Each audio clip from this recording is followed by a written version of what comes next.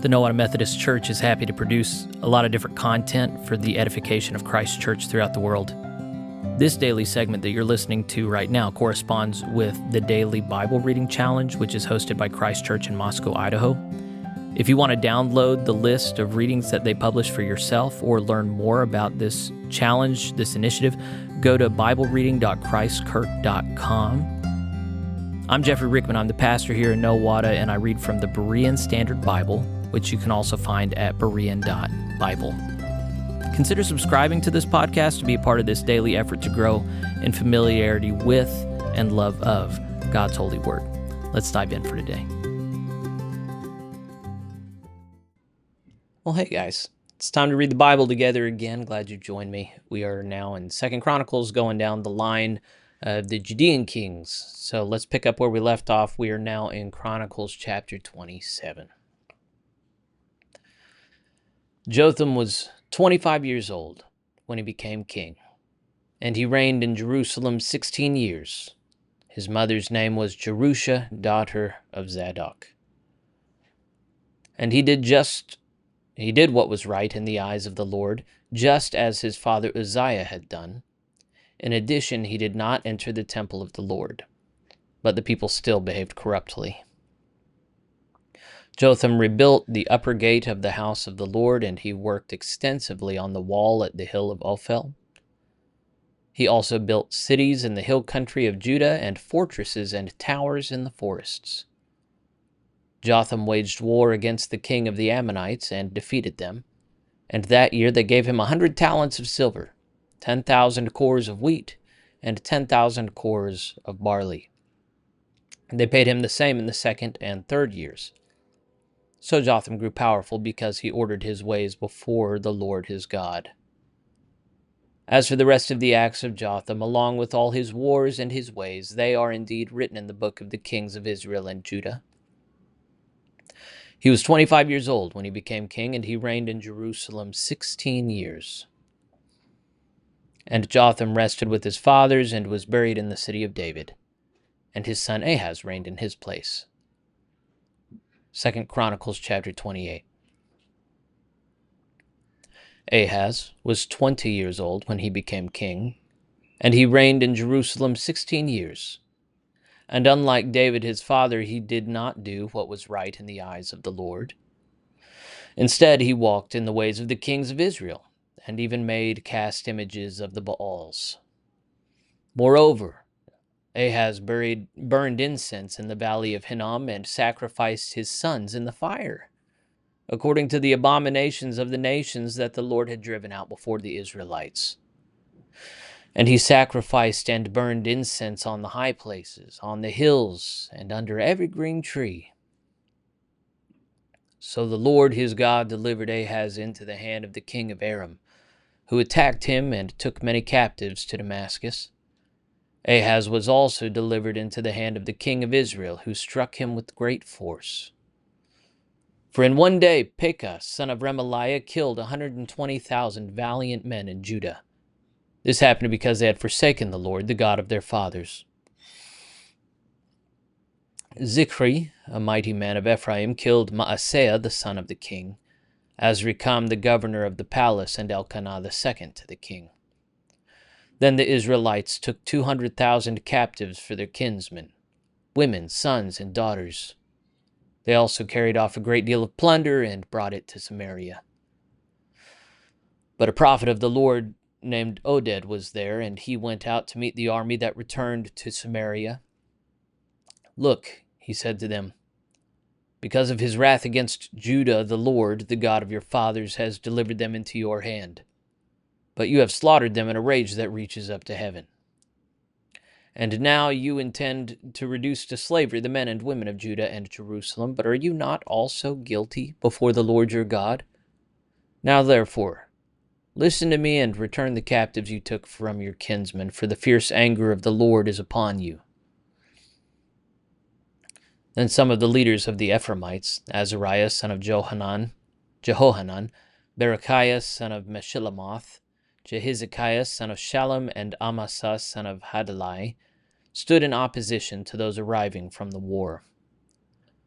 "You must not bring the captives here," they said, "for you are proposing to bring guilt upon us from the Lord, and to add to our sins and our guilt. For our guilt is great, and fierce anger is upon Israel."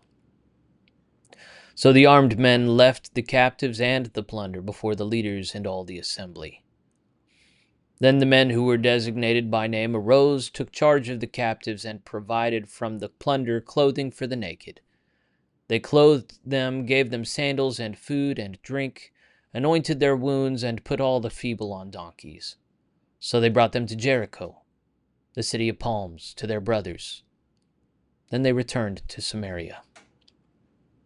At that time King Ahaz sent for help from the king of Assyria. The Edomites had again come and attacked Judah and carried away captives. The Philistines had also raided the cities of the foothills and the Negev of Judah, capturing and occupying Beth-Shemesh, Aijalon, and Gederoth, as well as Soko, Timnah, and Gimzo with their villages.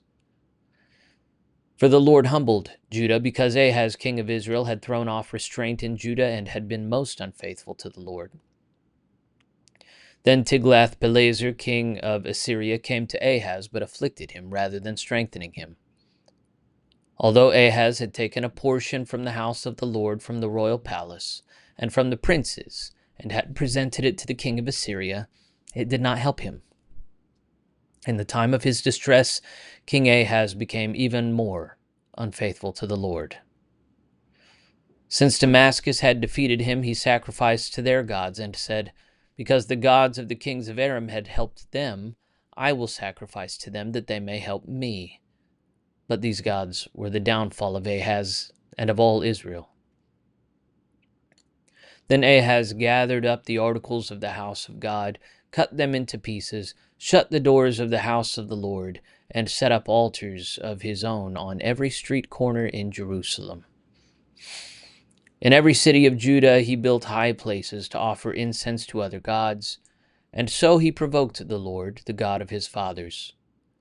As for the rest of the acts of Ahaz and all his ways, from beginning to end, they are indeed written in the book of the kings of Judah and Israel. And Ahaz rested with his fathers and was buried in the city of Jerusalem, but he was not placed in the tombs of the kings of Israel. And his son Hezekiah reigned in his place. 2 Chronicles chapter 29. Hezekiah was 25 years old when he became king, and he reigned in Jerusalem 29 years. His mother's name was Abijah, the daughter of Zechariah, and he did what was right in the eyes of the Lord, just as his father David had done. In the first month of the first year of his reign, Hezekiah opened and repaired the doors of the house of the Lord. Then he brought in the priests and Levites and gathered them in the square on the east side. "Listen to me, O Levites," he said. "Consecrate yourselves now and consecrate the house of the Lord, the God of your fathers. Remove from the holy place every impurity. For our fathers were unfaithful and did evil in the sight of the Lord our God. They abandoned him, turned their faces away from the dwelling place of the Lord, and turned their backs on him. They also shut the doors of the portico and extinguished the lamps. They did not burn incense or present burnt offerings in the holy place of the God of Israel. Therefore the wrath of the Lord has fallen upon Judah and Jerusalem, and he has made them an object of terror, horror, and mockery, as you can see with your own eyes. For behold, this is why our fathers have fallen by the sword, and our sons and daughters and wives are in captivity. Now it is in my heart to make a covenant with the Lord, the God of Israel, so that his fierce anger will turn away from us. Now, my sons, do not be negligent, for the Lord has chosen you to stand before him, to serve him, to minister before him, and to burn incense." Then the Levites set to work. Mahath, son of Amasai, and Joel, son of Azariah, from the Kohathites, Kish, son of Abdi, and Azariah, son of Jehalalel, from the Merarites, Joah, son of Zimmah, and Aden, son of Joah, from the Gershonites, Shimri and Jeuel from the Elizaphanites, Zechariah and Mattaniah from the Asaphites, Jehiel and Shimei from the Hamanites, and Shemaiah and Uzziel from the Jeduthunites. When they had assembled their brothers and consecrated themselves, they went in to cleanse the house of the Lord, according to the command of the king by the words of the Lord. So the priests went inside the house of the Lord to cleanse it, and they brought out to the courtyard all the unclean things that they found in the temple of the Lord. Then the Levites took these things and carried them out to the Kidron Valley. They began the consecration on the 1st day of the 1st month, and on the 8th day of the month they reached the portico of the Lord. For 8 more days they consecrated the house of the Lord itself, finishing on the 16th day of the 1st month. Then they went in to King Hezekiah and reported, "We have cleansed the entire house of the Lord, the altar of burnt offering with all its utensils, and the table of the showbread with all its utensils. Moreover, we have prepared and consecrated all the articles that King Ahaz in his unfaithfulness cast aside during his reign. They are now in front of the altar of the Lord." Early the next morning, King Hezekiah gathered the city officials and went up to the house of the Lord. They brought 7 bulls, 7 rams, 7 lambs, and 7 male goats as a sin offering for the kingdom, for the sanctuary, and for Judah. And the king commanded the priests, the descendants of Aaron, to offer them on the altar of the Lord. So they slaughtered the bulls, and the priests took the blood and sprinkled it on the altar. They slaughtered the rams and sprinkled the blood on the altar, and they slaughtered the lambs and sprinkled the blood on the altar. Then they brought the goats for the sin offering before the king and the assembly, who laid their hands on them. And the priests slaughtered the goats and put their blood on the altar for a sin offering to make atonement for all Israel, because the king had ordered the burnt offering and the sin offering for all Israel. Hezekiah stationed the Levites in the house of the Lord with cymbals, harps, and lyres, according to the command of David, of Gad the king's seer, and of Nathan the prophet. For the command had come from the Lord through his prophets. The Levites stood with the instruments of David, and the priests with the trumpets. And Hezekiah ordered that the burnt offering be sacrificed on the altar. When the burnt offering began, the song of the Lord and the trumpets began as well, accompanied by the instruments of David, king of Israel. The whole assembly was worshiping, the singers were singing, and the trumpeters were playing. All this continued until the burnt offering was completed. When the offerings were completed, the king and all those present with him bowed down and worshipped. Then King Hezekiah and his officials ordered the Levites to sing praises to the Lord in the words of David and of Asaph the seer. So they sang praises with gladness and bowed their heads and worshipped. Then Hezekiah said, "Now that you have consecrated yourselves to the Lord, come near and bring sacrifices and thank offerings to the house of the Lord." So the assembly brought sacrifices and thank offerings, and all whose hearts were willing brought burnt offerings. The number of burnt offerings the assembly brought was 70 bulls, 100 rams, and 200 lambs. All of these were for a burnt offering to the Lord, and the consecrated offerings were 600 bulls and 3,000 sheep. However, since there were not enough priests to skin all the burnt offerings, their Levite brothers helped them until the work was finished and until the priests had been consecrated. For the Levites had been more diligent in consecrating themselves than the priests had been. Furthermore, the burnt offerings were abundant, along with the fat of the peace offerings and the drink offerings for the burnt offerings. For the service of the house of the Lord was established. Then Hezekiah and all the people rejoiced at what God had prepared for the people, because everything had been accomplished so quickly. 2 Chronicles chapter 30. Then Hezekiah sent word throughout all Israel and Judah, and he also wrote letters to Ephraim and Manasseh, inviting them to come to the house of the Lord in Jerusalem to keep the Passover of the Lord, the God of Israel. For the king and his officials and the whole assembly in Jerusalem had decided to keep the Passover in the 2nd month, since they had been unable to observe it at the regular time, because not enough priests had consecrated themselves, and the people had not been gathered in Jerusalem. This proposal pleased the king and the whole assembly.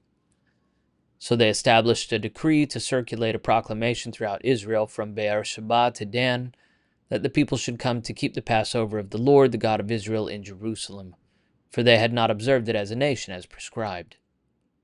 So the couriers went throughout Israel and Judah with letters from the king and his officials, which read, Children of Israel, return to the Lord, the God of Abraham, Isaac, and Israel, so that he may return to those of you who remain and have escaped the grasp of the kings of Assyria. Do not be like your fathers and brothers who were unfaithful to the Lord, the God of their fathers, so that he made them an object of horror, as you can see. Now do not stiffen your necks as your fathers did. Submit to the Lord and come to his sanctuary, which he has consecrated forever. Serve the Lord your God, so that his fierce anger will turn away from you. For if you return to the Lord, your brothers and sons will receive mercy in the presence of their captors, and will return to this land. For the Lord your God is gracious and merciful. He will not turn his face away from you if you return to him. And the couriers traveled from city to city through the land of Ephraim and Manasseh, as far as Zebulun, but the people scorned and mocked them. Nevertheless, some from Asher, Manasseh, and Zebulun humbled themselves and came to Jerusalem. Moreover, the power of God was on the people in Judah to give them one heart to obey the command of the Lord, of the king, and his officials according to the word of the Lord.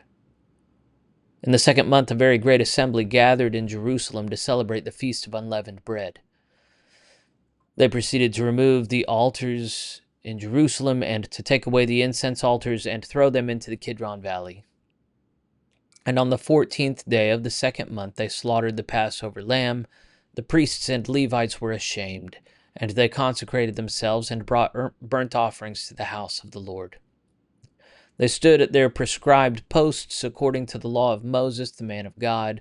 The priests sprinkled the blood which they received from the hand of the Levites.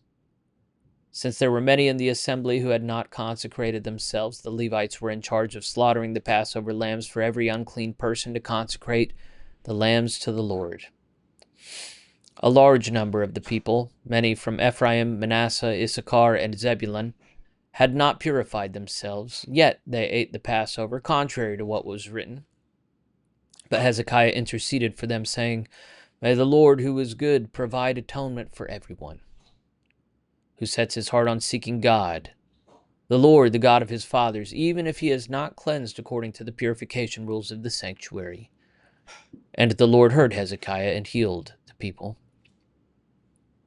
The Israelites who were present in Jerusalem celebrated the Feast of Unleavened Bread for 7 days with great joy, and the Levites and priests praised the Lord day after day, accompanied by loud instruments of praise to the Lord.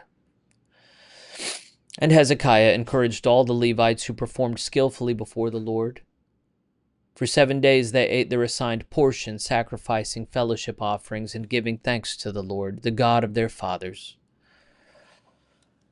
The whole assembly agreed to observe 7 more days, so they observed 7 days with joy. For Hezekiah, king of Judah, contributed 1,000 bulls and 7,000 sheep for the assembly, and the officials contributed 1,000 bulls and 10,000 sheep for the assembly, and a great number of priests consecrated themselves. Then the whole assembly of Judah rejoiced along with the priests and Levites and the whole assembly that had come from Israel, including the foreigners who had come from Israel, and those who lived in Judah. So there was great rejoicing in Jerusalem, for nothing like this had happened there since the days of Solomon, son of King David of Israel. Then the priests and the Levites stood to bless the people, and God heard their voice, and their prayer came into his holy dwelling place in heaven. Now to the Psalms. We're doing Psalm 122 first. I was glad when they said unto me, Let us go into the house of the Lord. Our feet are standing in your gates, O Jerusalem. Jerusalem is built up as a city united together, where the tribes go up, the tribes of the Lord, as a testimony for Israel, to give thanks to the name of the Lord. For there the thrones of judgment stand, the thrones of the house of David. Pray for the peace of Jerusalem. May those who love you prosper. May there be peace within your walls and prosperity inside your fortresses. For the sake of my brothers and friends, I will say, peace be within you. For the sake of the house of the Lord our God, I will seek your prosperity. And finally, Psalm 123. I lift up my eyes to you, the one enthroned in heaven. As the eyes of servants look to the hand of their master, as the eyes of a maidservant look to the hand of her mistress, so our eyes are on the Lord our God until he shows us his mercy. Have mercy on us, O Lord, have mercy. For we have endured much contempt. We have endured much scorn from the arrogant, much contempt from the proud. The word of the Lord. Thanks be to God. That last note is reminiscent of things that Jesus said. The world would hate us because it hated him first. Blessed are we when people speak evil of us on account of him. It's important to remember our faith costs us something. I'm recording this the day after it became known that there were 70 people beheaded for their faith in the Democratic Republic of Congo. These reminders are continually before us that what we're a part of is something worth not just living for, but dying for. So I'm really grateful for a text that mirrors that. All right, we're not going to do this tomorrow because you're going to be at worship with your spiritual family. I hope to see you Monday. God bless you. See you then.